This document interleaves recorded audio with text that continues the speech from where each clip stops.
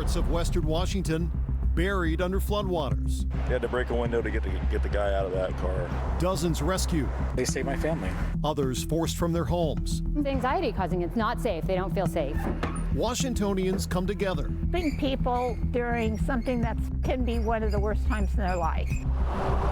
To rise from the floodwaters. Better to be fools and do all the work and not have needed it than to be the fools who thought we didn't need it and really were in a lot of trouble. As an atmospheric river drops massive amounts of rain. We're at the mercy of Mother Nature like always, so we just gotta wait and see.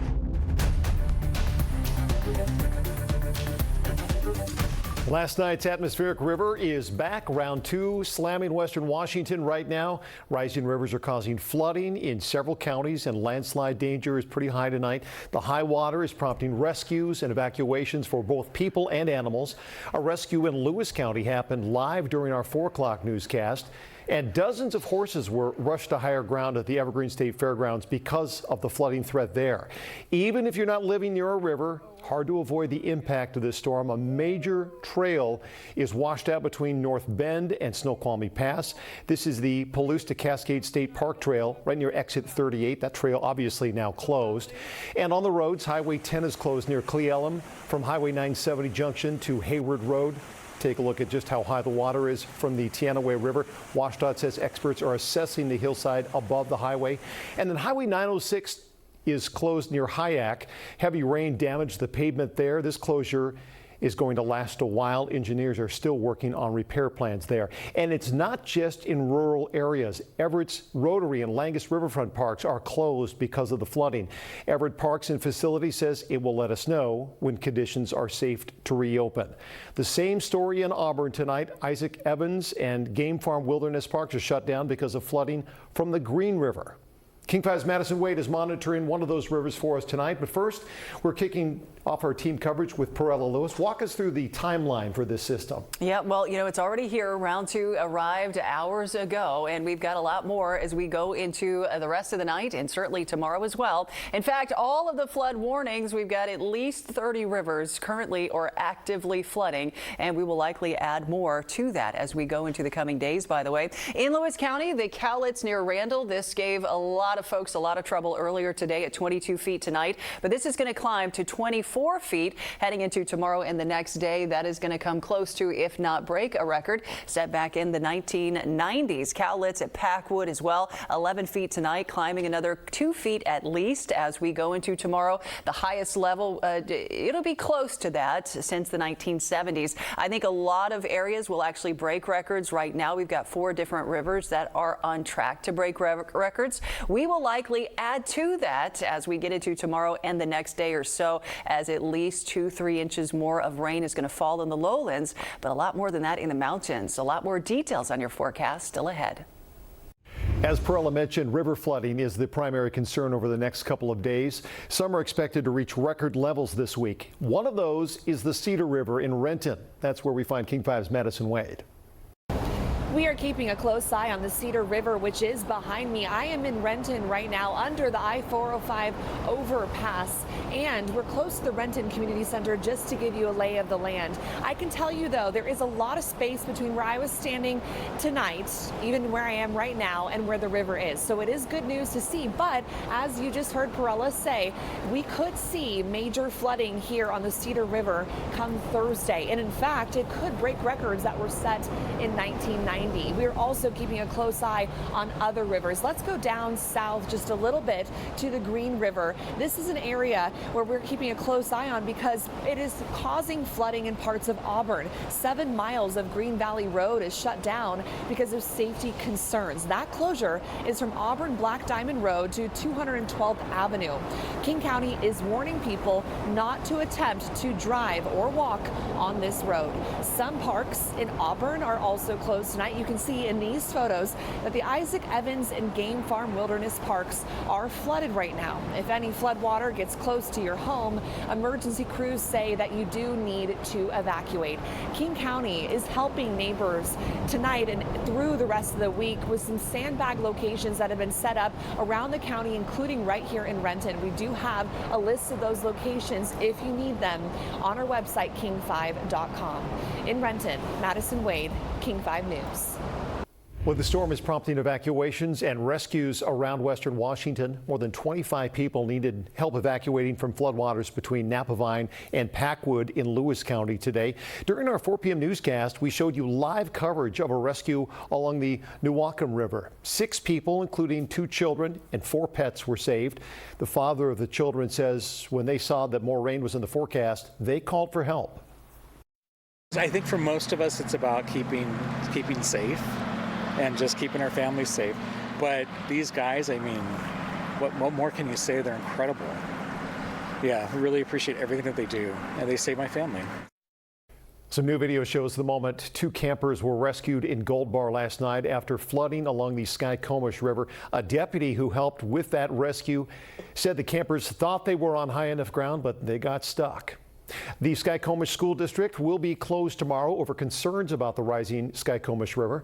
The school district says the water could close Highway 2 near Gold Bar. This is what the river looked like this morning, and the flooding is expected to get worse as that rain continues. And in Grays Harbor County, emergency crews say the Lake Sylvia Dam is showing signs of increasing stress. Lake Sylvia State Park has been closed as a precaution. In June, inspectors found cracks in the aging dam. Officials are now asking downstream residents in the Montesano Sylvia Creek area to be prepared for more flooding and to take action on short notice. Now, this storm is affecting animals as well. The Evergreen State Fairgrounds are currently housing around 40 horses and 40 cattle. More are on the way, including goats, some chickens. Anyone who needs to move livestock there can call ahead or go directly, and staff will get them all set up. It's important to note the fairgrounds are providing the space, but not food nor day-to-day care. Well, a lot unfolding around western Washington as round 2 of this atmospheric river sweeps through. For a look at the latest conditions near you, you can text the keyword river to 206-448-4545, and we will send a link right to your phone. You can also stream the latest updates on our King 5 Plus app, including live weather updates tomorrow at 9 a.m. and 3 p.m. You can download the app to your TV and watch it all for free. A man is now charged with 3 felonies after prosecutors say he rammed a marked police cruiser with a stolen car. This happened last Wednesday. Court documents say Ryan Cox rammed that vehicle while trying to escape a parking space blocked by officers. He was in a stolen Porsche at the time. Officers found a pistol, burglary tools, meth, and marijuana inside. 3 officers had minor injuries. He's due back in court on Thursday. And the woman accused of stabbing a man in the neck with a box cutter faces a first-degree assault charge. Court documents say it started as a road rage incident in Seattle when Vesper Mikan cut off another driver in traffic. A fight broke out, and that's when police say Mikan lunged at the other driver and stabbed him. The victim needed 12 stitches in his neck. Mikan is due in court on Thursday. Bail is $1 million for the man accused of violently attacking an elderly woman on Friday in downtown Seattle. 42-year-old Phil P. was arrested after investigators say he hit that woman in the face with a wooden stick with a metal screw at the end of it. He has been charged with first-degree assault. Seattle police say he has a prior felony assault conviction from 2012.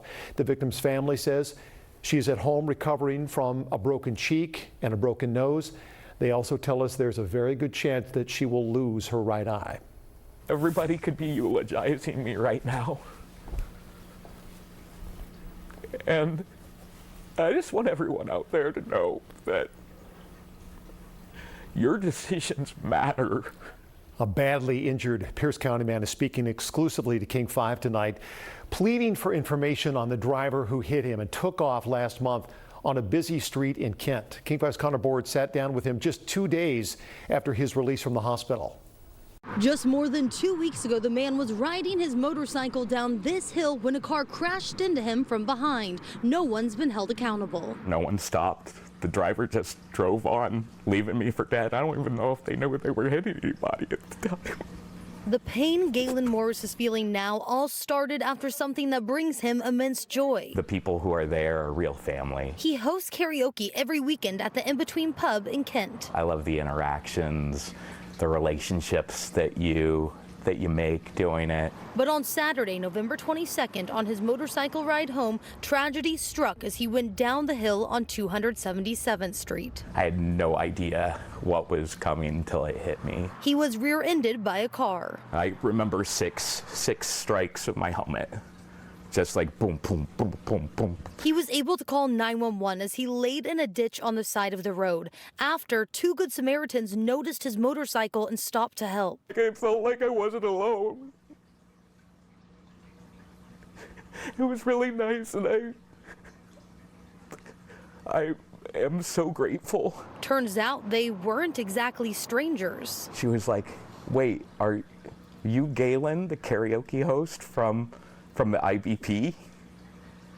I said, yeah. She was one of my singers that night. Galen spent 10 days in the hospital and suffered multiple injuries, including a shattered pelvis and broken femur. He never saw the car that hit him. Maybe the person had some ounce of guilt and they talked to somebody about it. Or somebody noticed the damage the next day. He's hoping someone will come forward with information. What if they're out there doing the same thing to somebody else and the next person isn't so lucky? As he pushes forward with support of family and friends, we're a team and we're going to get through it. We are. He remains grateful. But I'm alive and I'm going to walk again. I'm so thankful. In Kent, Connor Board, King 5 News. In disruptive behavior, please stop. A public outburst threw today's Seattle City Council meeting into chaos just as members approved big pay raises and new rules for police. First, council members approved a contract for police leadership covering lieutenants and captains. Then came the outbursts over a contract for rank and file officers represented by the Seattle Police Officers Guild. It most notably delivers a roughly 40% pay increase for officers over several years. Opponents of the contract shared concerns over accountability and public trust. It did end up passing. Changes are coming to Tacoma's tenant rights. Late tonight, the City Council voted to strip back key protections from the 2023 Landlord Fairness Act. King 5's Jim Nelson reports from outside City Hall with those changes. There's been a lot of talk about the cold weather eviction ban. Right now, that window is from November 1st until April 1st, but they decided to trim a couple of weeks off either end of that. Starting next year, it will be November 15th until March 15th. Outside City Hall, housing justice group Tacoma for All sent a message. Power, union! Power! Union! Power! All right, let's go!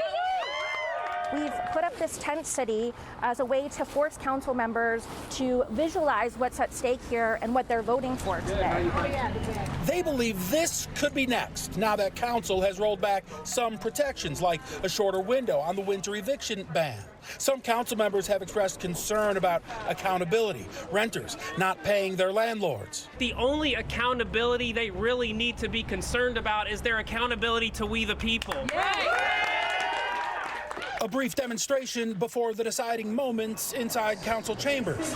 Councilmember Sarah Rumbaugh suggests that vocal group isn't the only voice in the city. But there's a huge portion of our community I'm hearing from in emails, and that came last week, that have big issues with not having anything that we're doing that will make it better for them. At the end of the night, the council voted in favor of the rollbacks, which also increases the late fee cap and exempts some affordable housing providers and nonprofits from the eviction ban. Everything that we do is bittersweet. There's the good and the bad. This new ordinance also requires landlords who increase a tenant's rent by 5% or more to pay them relocation assistance if they ask for it. A few council members said they'd be interested in revisiting this entire topic in the future. In Tacoma, Jim Nelson, King 5 News. Well, tonight, Seattle is drawing some backlash from halfway around the world. The local committee planning for the 2026 World Cup branded the June 26th match at Lumen Field as a Pride match to align with Pride Weekend. That move has prompted formal complaints from both countries set to take the field. King 5's Madeline Carter joining us now in studio. And Madeline, this wasn't FIFA's idea. No, it wasn't, Greg. FIFA did not create or endorse this. This was a decision made right here in Seattle by the local World Cup committee, Seattle FWC 26. And it's already drawing international protests because the teams scheduled to play in that Pride match are Egypt and Iran. A high-stakes clash on soccer's biggest stage. Seattle's inclusive vision versus global sensitivities. The rainbow flags, signs, and support you see on Pride Weekend were already planned to carry over to the World Cup Pride match on June 26th at Lumen Field, when last week's FIFA tournament draw happened to select Egypt and Iran, two countries where homosexuality is punished.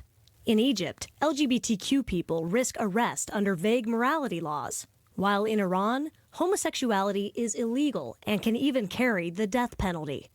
Both nations fired off objections on Tuesday, calling for Pride events to be scrapped and the Seattle match to remain purely a sporting event. In a letter to FIFA, the Egyptian Football Association said the Pride match events conflict with the region's cultural, religious, and social values, warning that LGBTQ support could provoke sensitivities.